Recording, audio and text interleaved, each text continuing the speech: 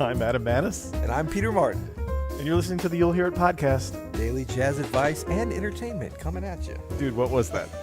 Well, today we're talking about the top 7 jazz references in the television program, The Office. Nice. And that's a little bit of one of my favorite ones, a little prelude, a little foreshadowing, if you will, since we're going to get dramatic. And I love comedic. it when there's a show where obviously someone either loves jazz or hates jazz in the writing staff. Yeah. And they put these references in all the time. Yeah. I know, and I'd always see these over the years since I was a kid, and I would always get so excited whenever jazz was mentioned in the mainstream media.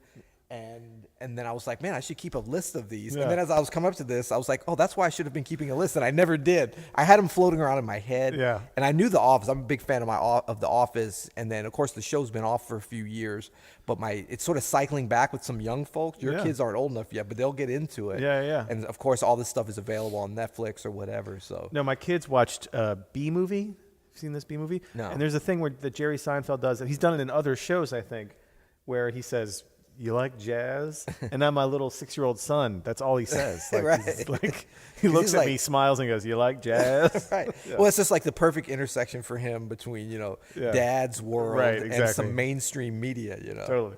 So, so if you have not familiar with The Office, this will probably not be interesting at all. You can just tune in tomorrow, but you might get a little bit of interest. Just a quick thing. The Office is literally a show about The Office. Actually, there was the UK version. Did you ever see that one? The original? That's one of my favorite shows of all time. Yeah, that was great. Yeah. With what was the Dude, guy? everybody knows what the Office Okay, is. fine. Yeah. Okay, good. We didn't lose anybody.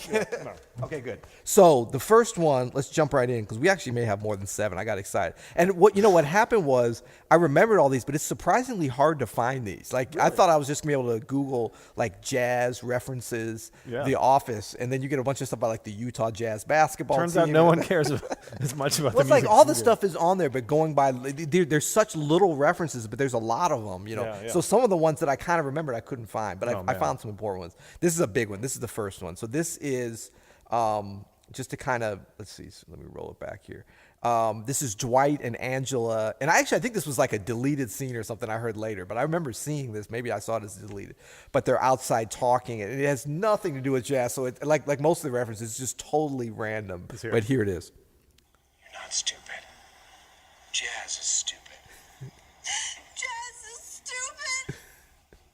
We just play the right notes. Just play the right notes. That's a good point. It is a good point, but I mean, it's just totally, some writer like probably loves jazz, but it's like, okay, what are people's actual, like the 40 million viewers we have this week, what do they actually think about jazz, to make them laugh? All right, bring up the next one. This is great, man. I could do this all day, actually. Okay, good. Yeah, are you available today? I am available. Jazz cats are blind, but they can play the piano like nobody's business. I'd like to put the piano in front of Pam without her glasses and see what happens. So this one was just like, this is Creed, and Creed just says the most random stuff. And this was the only one I could. I'm sure that he did a bunch of jazz. He was always kind of, because he's sort of old school, Yeah. and he's weird. So they're like, of course, this is a perfect place to have some jazz references. But that was the only one I could find. But it's pretty good, Jazz cats are blind. All right, what's our third one? So this one, now there's a bunch of singing. It's a very musical show. Sure. Daryl, Andy, there's a bunch of them. So I was trying to find these, and I know there's a bunch more, but these are the ones I was able to find with a quick 3-hour scurry. That's Andy.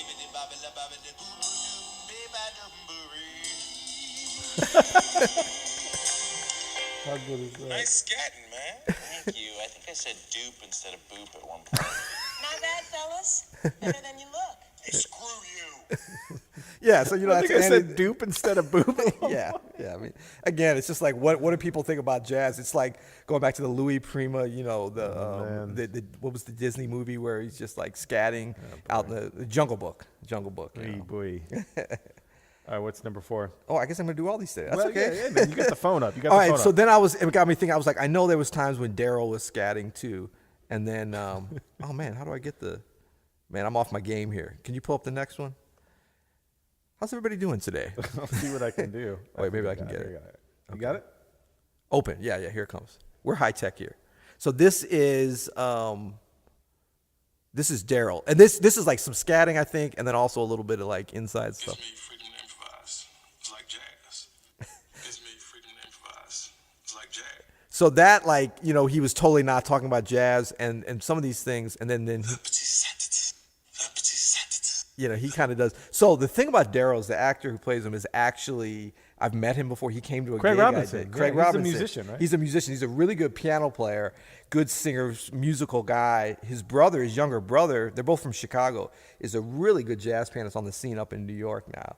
So that was the only one I could find from searching, but there's some other good ones I know with Daryl. Oh, okay. Now this one I finally found 3 hours into this last night when I should have been practicing one of our other. I have 7 this lists. queued up. Okay, is this Classy Christmas? Classy Christmas. Okay, You ready here to we go? go. Let's Yeah, see if we let's can hear do it. this. And get a real treat. Get some money. Thank you. Hi, I'm looking for Michael Scott. Yes, that's me. Come on in. There's nothing classier than boring jazz music. I'm here to tell you. And I made a bit of a judgment call. I hired one musician because I thought, what's better, to hire an entire quartet for half an hour or one bassist for the entire day?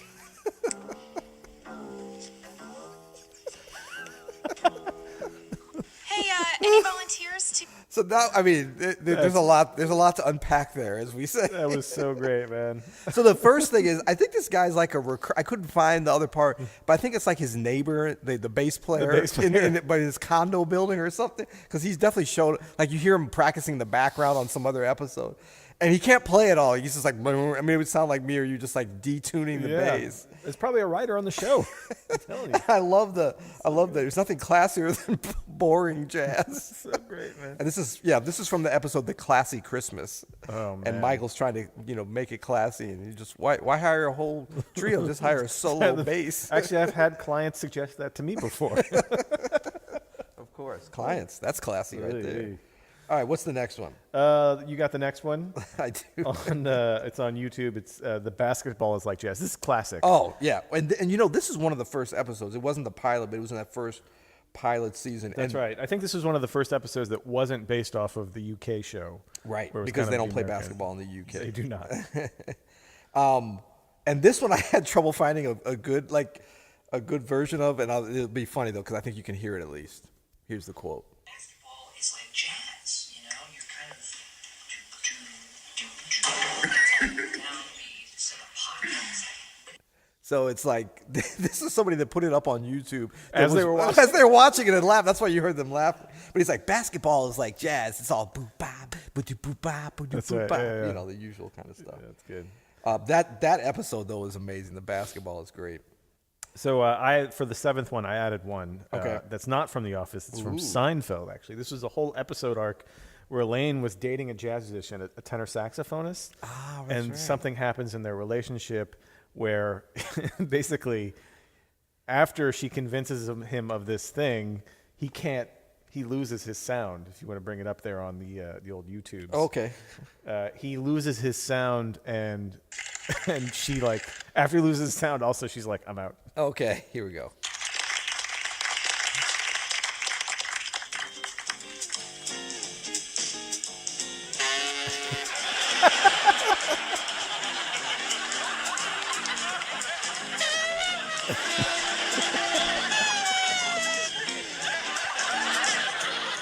And Elaine's like walking out during Right. this. It's her fault. Yeah. She's kind of looking unapprovingly, and now she's leaving. Yeah, it's very Seinfeld. This might be the same as the bass player in Classy Christmas. This is the same. Just picking up an instrument for the first time.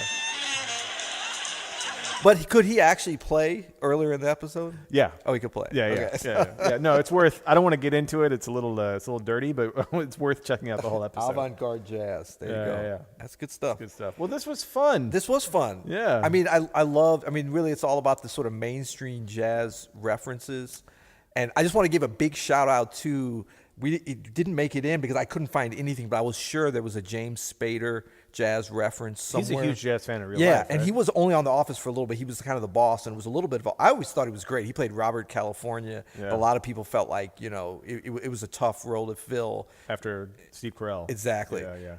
But I know he must have because he's a really big jazz fan. So That's awesome. And shout out to The Office. I mean, that we have a whole episode on pretty much Office clips Yeah. about jazz is pretty great. But we should do another one, just general like jazz and mainstream popular culture, I think Right. would be fun because there's a lot of. I'm thinking of some from movies that are pretty funny too. That's Just right. Like, you ever see like Jerry Maguire? Anyway, we can get into that later. We'll do a whole other episode on it. Yeah. Well, I mean, when we do get into it, you'll hear it.